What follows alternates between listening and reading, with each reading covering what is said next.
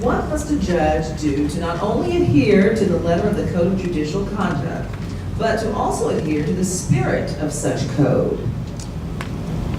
A judge must be diligent in his search for the truth in the law. The Code of Conduct requires that we be impartial, that we handle each case according to the law, and not let our personal issues get into the cases that we're hearing. I believe that I can do that, and I believe that a judge, any judge, Superior Court, State Court, whomever said, should follow the law, because our position is not make the law. We use the law that has been established, and making the law is for another court. We must use all of the knowledge that we have and our experiences in applying that law to the facts of the case so that we can make the best and the most just and efficient decision for that person standing in front of us.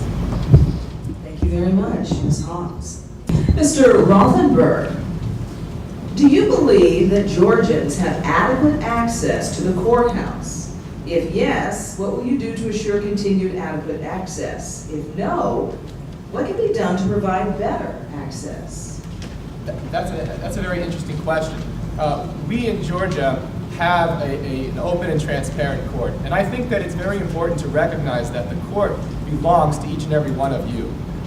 We are very lucky to live in a country where you can actually come into a court. It's not sealed. It's not, by and large, it's not sealed. It's not secret. The proceedings are open to the public. There is a record of what people are saying. So in that regard, certainly there is access. There is freedom of the press. As far as access to filing cases in court, some folks are prohibited from doing this from money.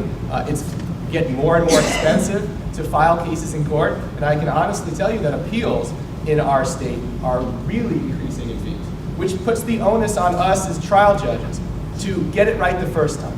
Because when we don't, it goes to the Court of Appeals, and then they can send it on back, and that's expensive not only for the individuals, but for the lawyers, for the county clerks, for everybody involved. And we have to do a much better job at making sure we get the case law applied properly at the trial level so we can increase access to those folks that need it in the appellate court level.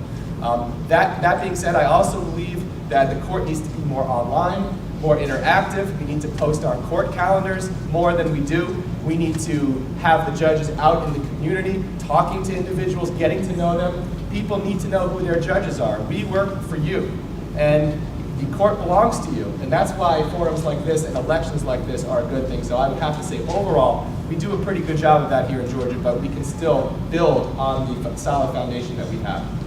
Mr. Rothenberg, thank you. Ms. Warner, if elected, how will you strike a balance between ensuring that the courthouse operates effectively while still being fiscally responsible during these hard economic times? Thank you very much for that question. Earlier this year, I had the privilege as the Dekalb Bar Association president in attending neighborhood gatherings throughout the county to explain to the citizens of DeKalb County the importance of making sure that the courthouse stayed open and that the judiciary budget was not cut. It's very important that our citizens have the right to an attorney if they're indigent. They also have a right to make sure that the courthouses stay open. For efficiency's sake, there are a few different ways that we can make sure that the courthouse stays open and accessible to the citizens. One is through technology.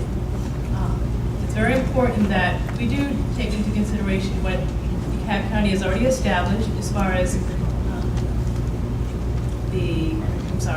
I got a little blank there. As far as our websites are concerned, DeKalb County has established a family law information court center, and on a daily basis, thousands of people use that particular website so that they can have access to the court. As far as efficiency is concerned, I think it's also important that attorneys remember the Civil Practice Act and the criminal statute and use the criminal statutes to file waivers of arraignment, make sure that they are taking into consideration their time as well as their client's time, and also to work with the court system. Ms. Warner, thank you.